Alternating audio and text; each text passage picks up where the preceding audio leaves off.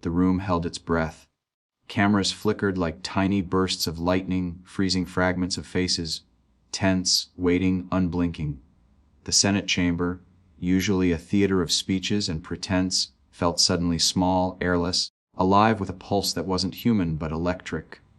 Every cough, every shuffle of a paper echoed like thunder in the silence. And there he sat, Kash Patel, his confidence radiating across the table like armor polished for war. He leaned back in his chair, the faintest smirk tugging at the corner of his mouth. To him, this was another show, another performance where he'd spar, spin, and walk out smirking while the cameras followed. He had done it before. He would do it again. Or so he thought. Across from him, Jeff Merkley sat motionless, pen still, eyes lowered, the posture of a man who seemed almost too calm, too quiet for the storm about to break. Staffers whispered behind their folders, sensing something was coming but not knowing what. The air between the two men shimmered with invisible heat, a clash not yet begun, but inevitable.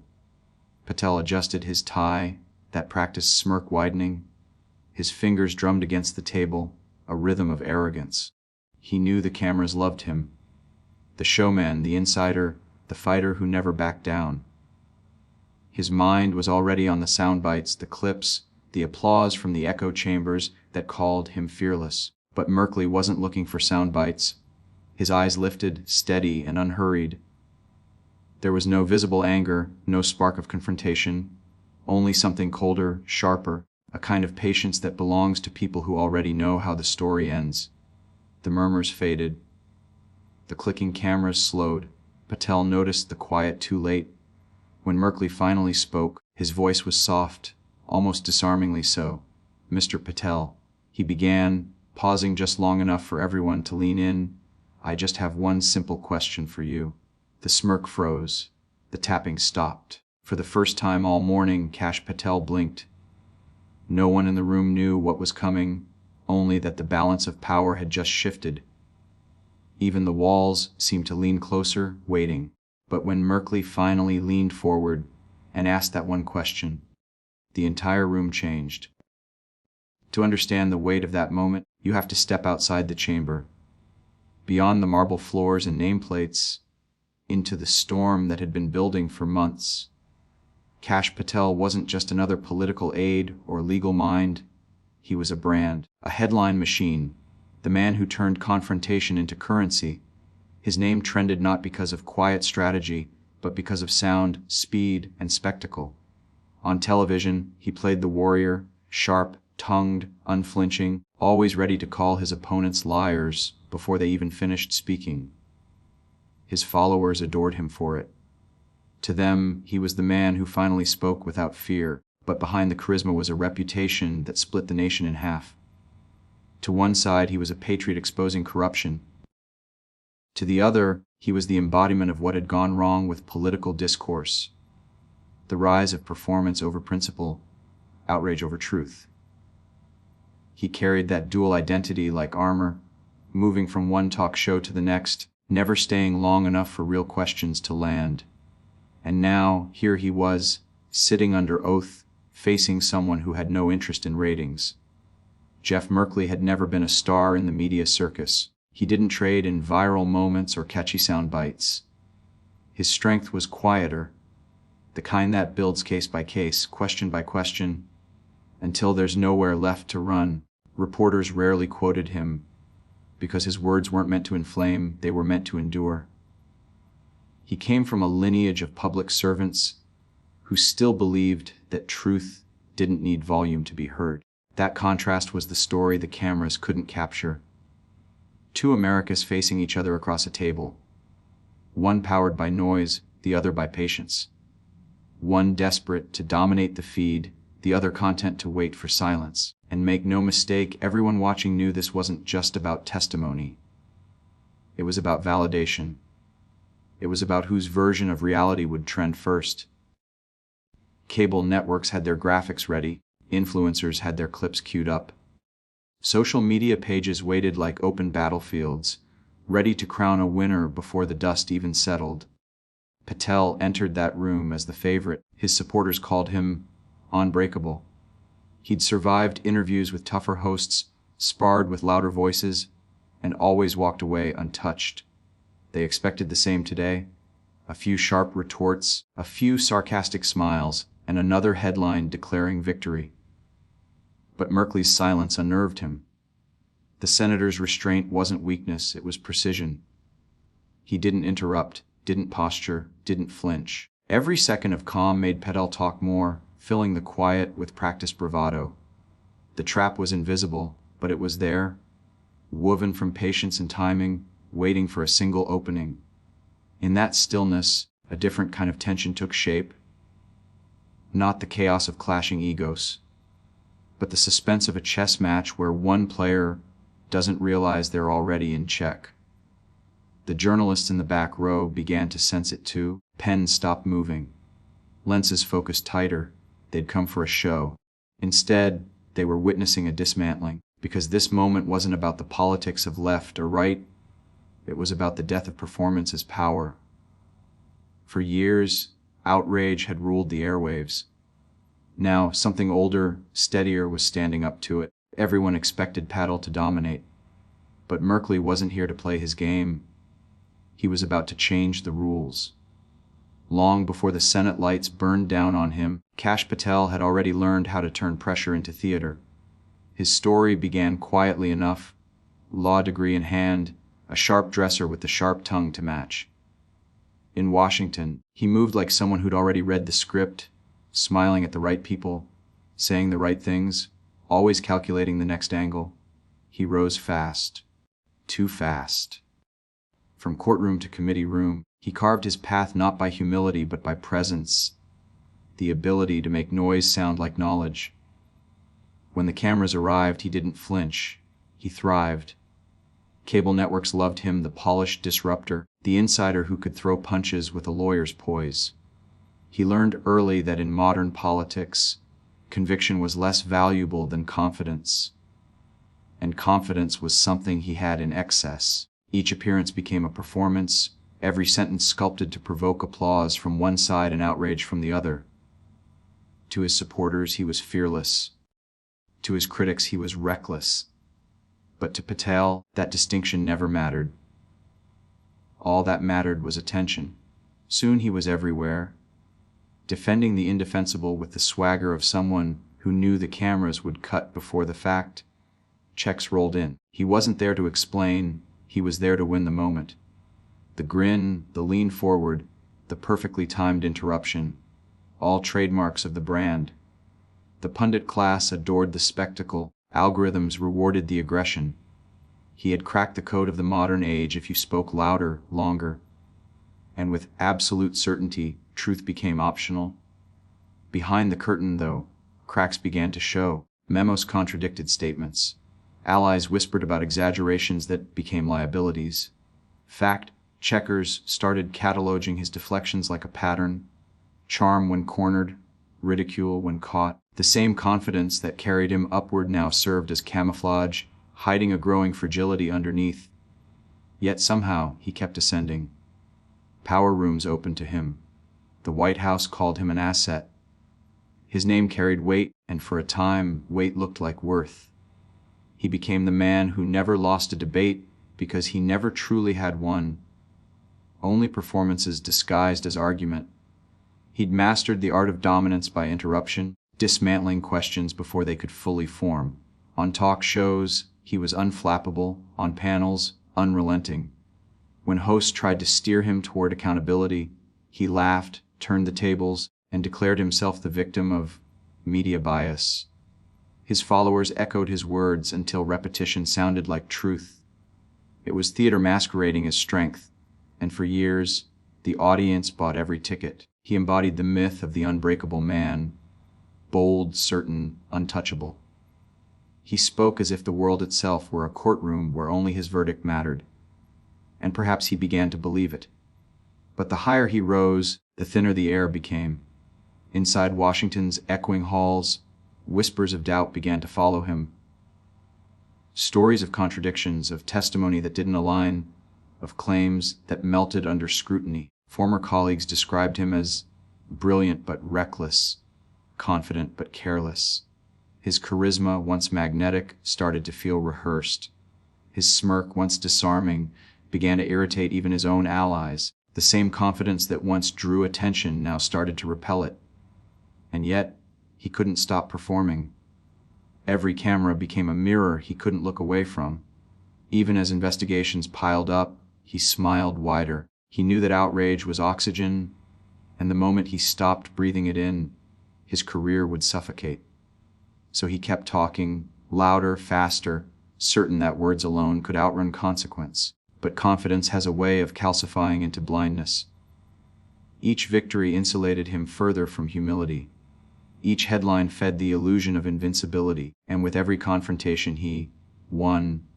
The quieter truth beneath the noise grew stronger, waiting. It was the silence he feared most. The pause between questions, the stretch of seconds when charm couldn't save him, because silence, unlike spin, doesn't bend. It only reflects. In those final moments before Merkley spoke, all of Patel's years of deflection, all his sharpened retorts and memorized defenses, hung invisibly in the air around him. Ghosts of old performances rehearsed too many times. He was a man built from words, from sound, from perpetual motion. He built a career talking over people.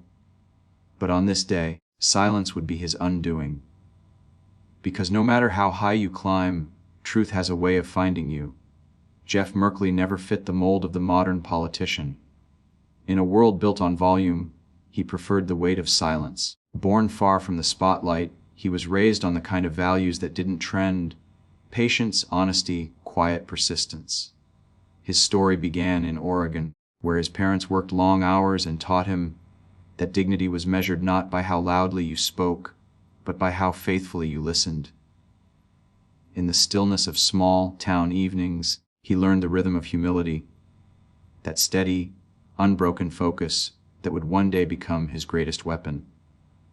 While others chased applause, Merkley studied the details no one else bothered to read.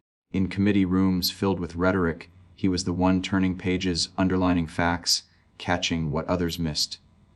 His voice was low, his tone even. Opponents often mistook that calm for weakness. A quiet man lost in the storm of modern politics. They would talk over him, smirk, try to provoke him into noise. But he never rose to it, he just took notes. And when he finally spoke, it was always with precision. A single question that cut through entire layers of spin. There were moments in his career when that calm rewrote the room. At one hearing, a defense contractor tried to dodge accountability with a wall of jargon and talking points. Merkley let him go on, uninterrupted, until the man tripped on his own contradictions. Then Merkley simply leaned in and asked, "So which version should the American people believe? The one you told us 5 minutes ago, or this new one?" The silence that followed lasted longer than the testimony itself. Cameras captured the man's eyes darting, the sweat on his collar, the collapse of confidence. Merkley didn't gloat. He just waited, pen still, as the truth spoke for itself. That was his pattern: deliberate, unhurried, devastatingly effective. He wasn't the kind of senator who went viral.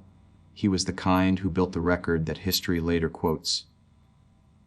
In a political landscape obsessed with instant gratification, Merkley operated on a different clock. The long rhythm of consequence. He didn't seek to humiliate, he sought to reveal. His staff knew the ritual. Before hearings, while others rehearsed their lines for the cameras, Merkley would quietly reread every page of testimony, every cross-reference. His questions weren't improvisations, they were the product of meticulous study. He didn't interrupt because he didn't need to. He understood something fundamental about power: the one who listens controls the tempo.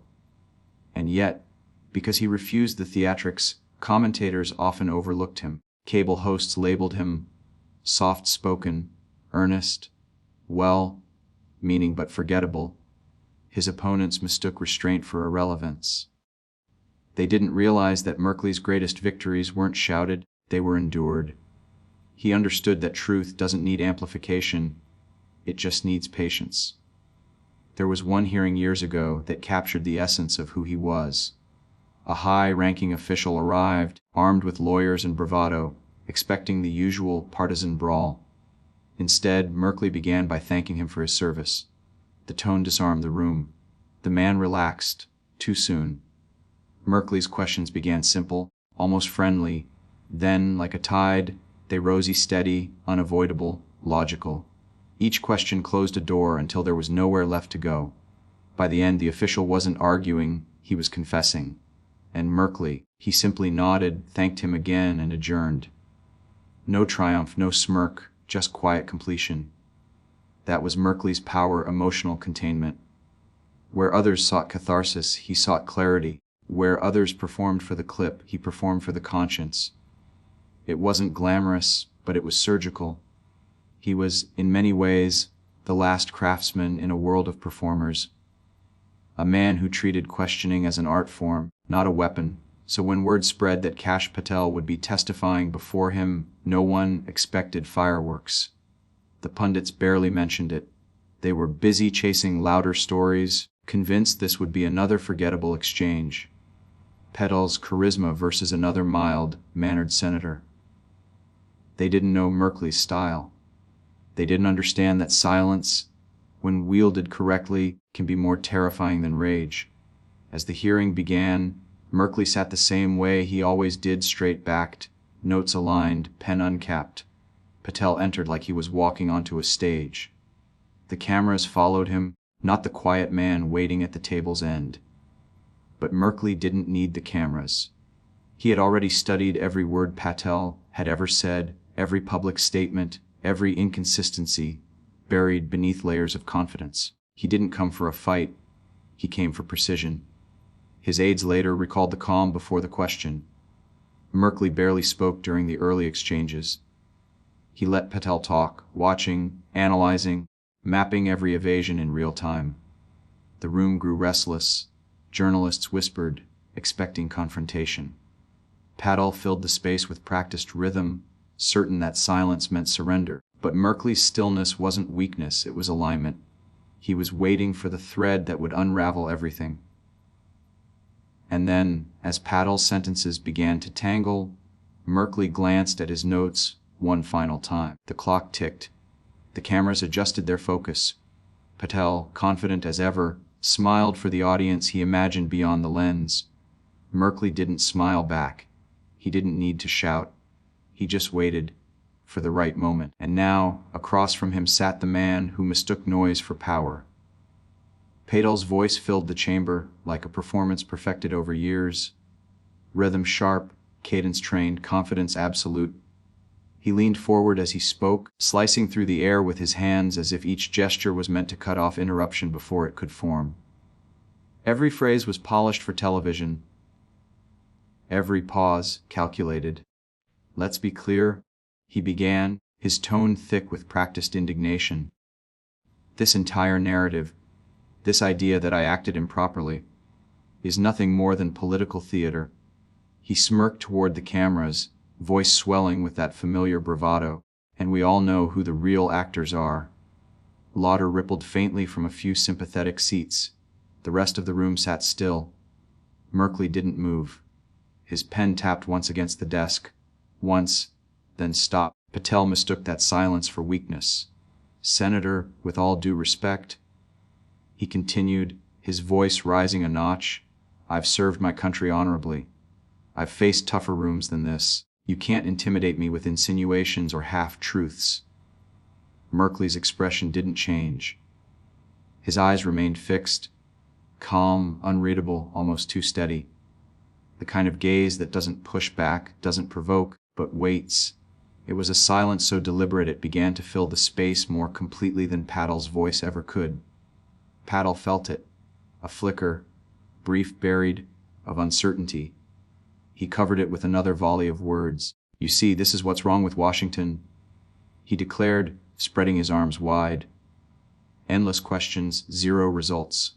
People at home want action, not lectures. Reporters shifted in their seats. Staffers looked up from their notes.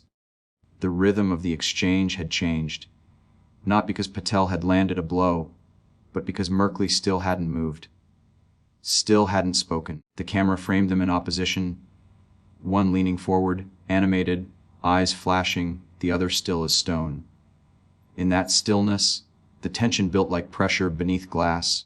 You could almost hear the hum of the fluorescent lights above, the distant buzz of air vents, the faint click of a reporter's keyboard, trying to capture something it couldn't name.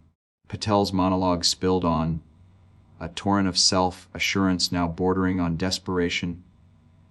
"I've testified before tougher panels than this, Senator. If you think I'm going to let you twist the facts..." Tap. Merkley's pen met the desk again. Once. Deliberate. Patel stopped mid-sentence, as if the sound itself had interrupted him. His eyes flicked toward Merkley, irritation flashing across his face.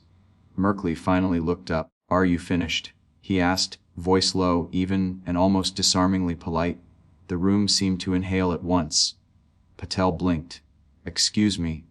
Merkley set the pen down, aligning it perfectly beside his notes. "You said people want action," he replied softly. "So let's act." There was no anger, no theatrics, just a tone so controlled it cut deeper than any accusation. The silence afterward felt surgical. Cameras zoomed in. Reporters froze mid-type. Patel forced a grin, but it faltered halfway.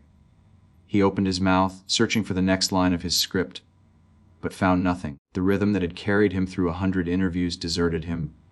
Merkley leaned in slightly, eyes steady. Then Merkley spoke. Just one line, and everything froze. The chamber held still, time suspended between them. No one realized yet that they had just witnessed the beginning of Patel's collapse. It began with stillness, the kind that carries weight, the kind that makes the heart pound before the sound ever comes. Merkley's eyes didn't waver. His voice, when it finally broke the silence, was soft enough that the microphones had to lean in to catch it. "Mr. Patel," he said evenly, "if you were so confident in the integrity of your actions, why did every internal review you led end with your own name on the redacted line?" A pin could have dropped. For a heartbeat, no one moved. The words hung there, suspended, simple, surgical, impossible to sidestep. They didn't sound accusatory. They didn't have to. The precision of the question was the weapon. Patel blinked, his mouth opening slightly as if to buy time with breath alone. I'm not sure I understand the question, Senator." Merkley didn't move. "You do." That was all he said. 2 words, flat, final. The room seemed to exhale in slow motion. Somewhere, a reporter's pen scratched frantically. A camera light blinked red. Time fractured into beats, Patel's jaw tightening, his eyes darting to his notes, a drop of sweat tracing the line of his temple.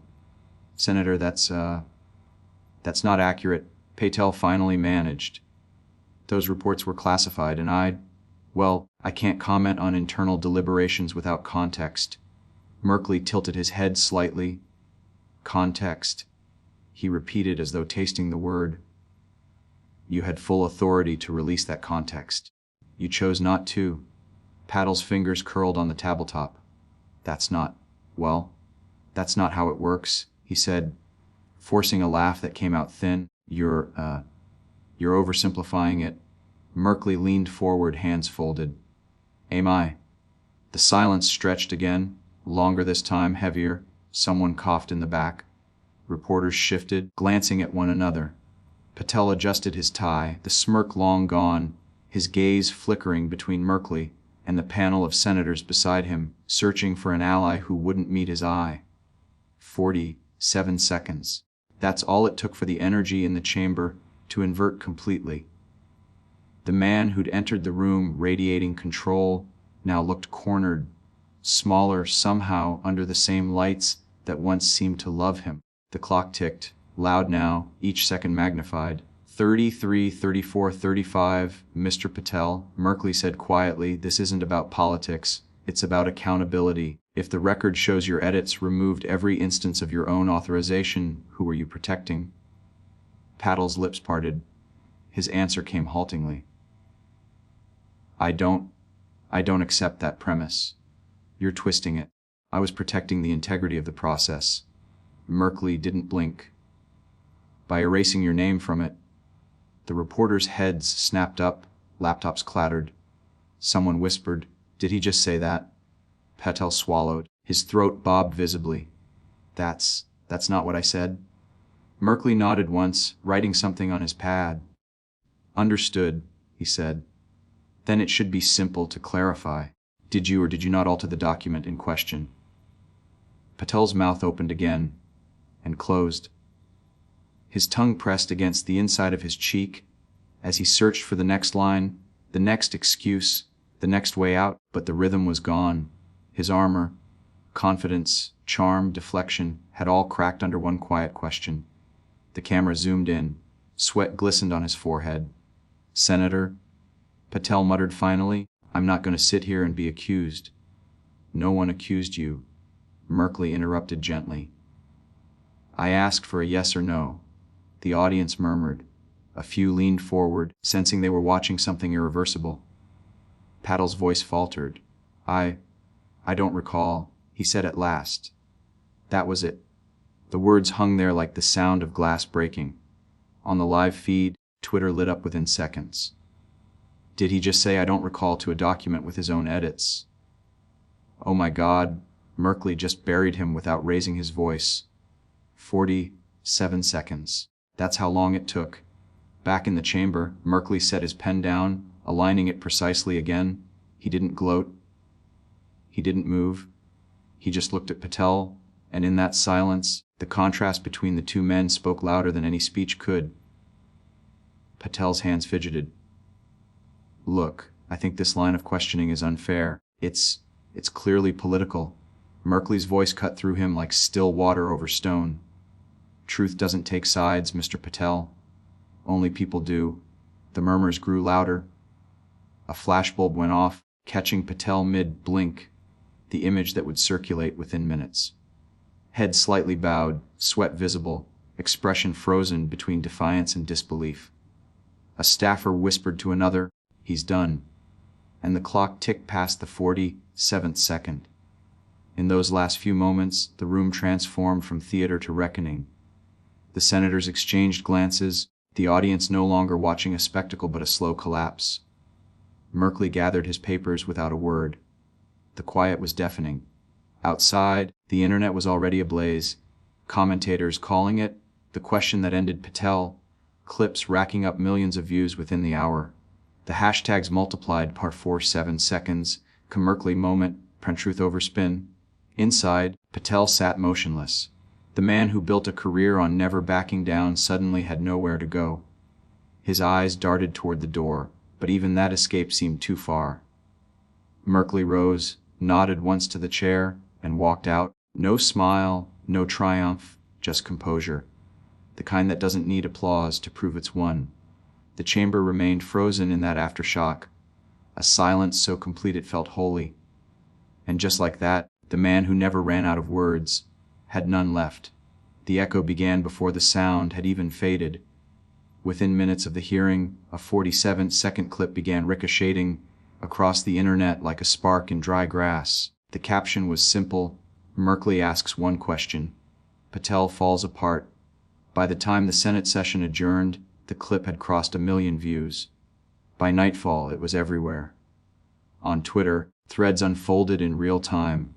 Journalists clipped the moment from multiple angles, looping it endlessly. The second Merkley leaned in, the pause before Patel spoke, the faint tremor in his voice. Commentators added slow motion breakdowns, side-by-side analyses, even heartbeat sound overlays. One user wrote, "It's not what he said, it's what he didn't have to say." Another replied, "That silence was louder than every speech Patel's ever made." Cable talk shows jumped in next. On MSNBC, a panelist called it a masterclass in composure. Merkley played chess while Patel tried to play sound bites. Over on Fox, the tone was defensive.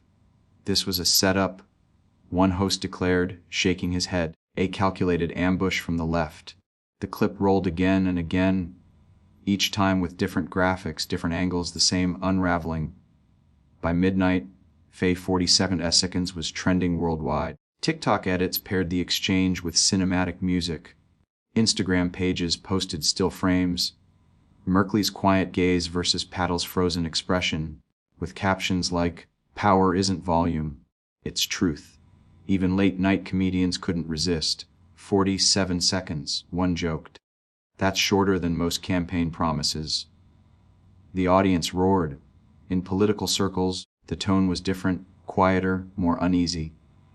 Staffers whispered in corridors. "Did you see it?" They asked each other, almost in disbelief. "That bad?" "Worse." Inside Patel's own network, emails flew, damage control teams convened. Talking points were drafted, then redrafted. Aides urged him to get out ahead of it. Bookers from friendly networks reached out. Patel declined. His spokesperson released a brief statement calling the exchange politically motivated and out of context. But the public didn't buy it. The raw footage spoke for itself. Reporters noticed the shift almost immediately. For a man who once thrived on confrontation, Patel suddenly avoided cameras.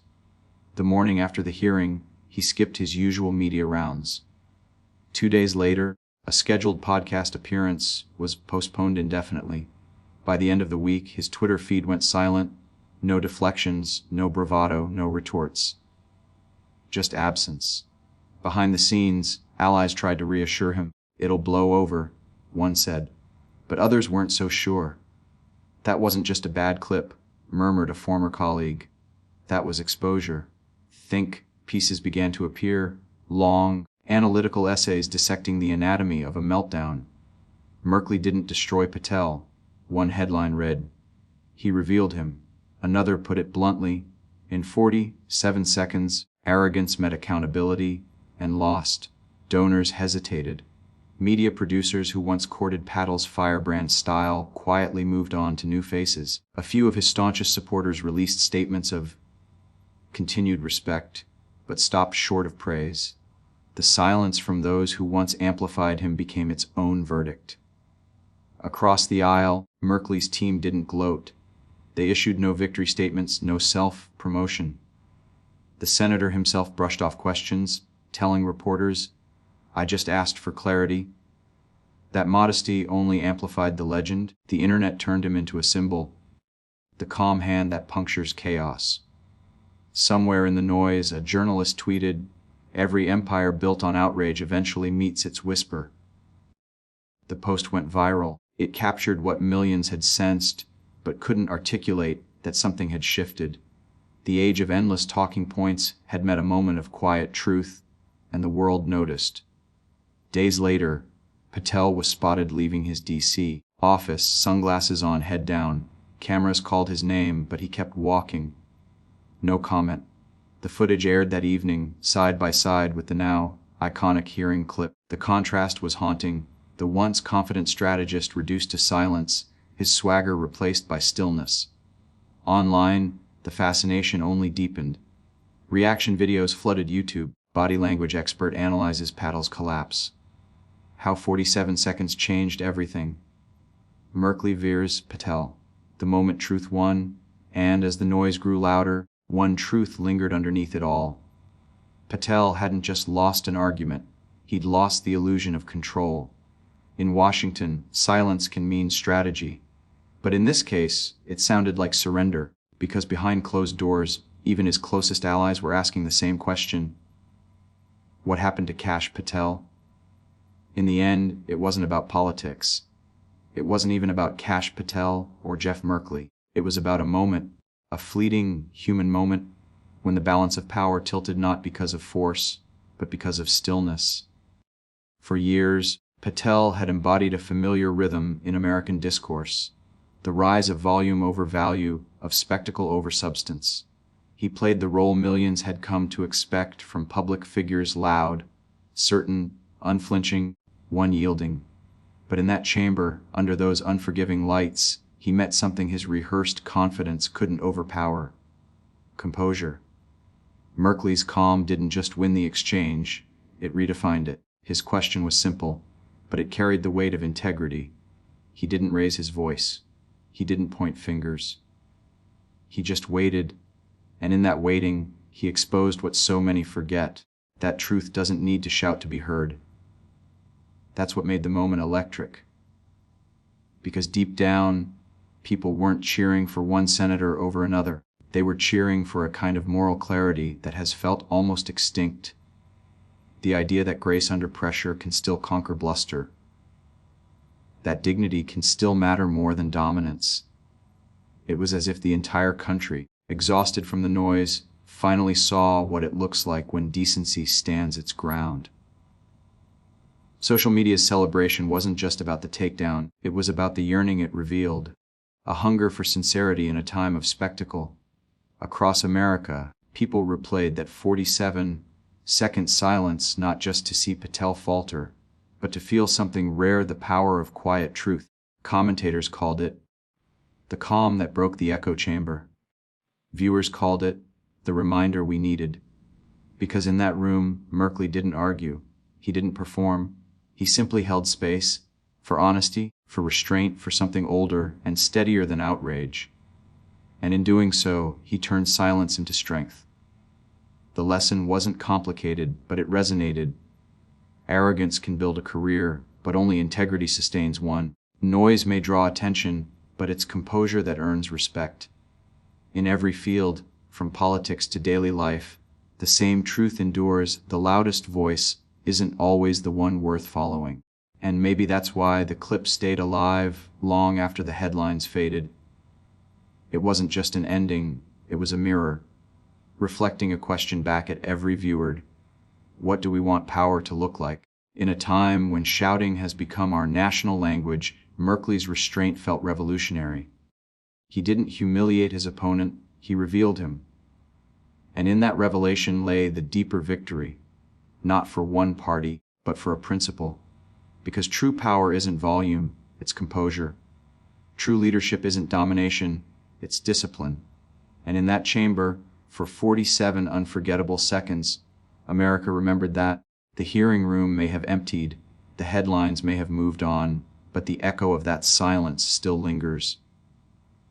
In newsrooms, classrooms, dinner table debates, it's the sound of a country quietly asking itself to be better, because in an age of shouting, the quietest voice can still speak the loudest. It began as just another hearing, another day of politics and posturing, until one question changed everything.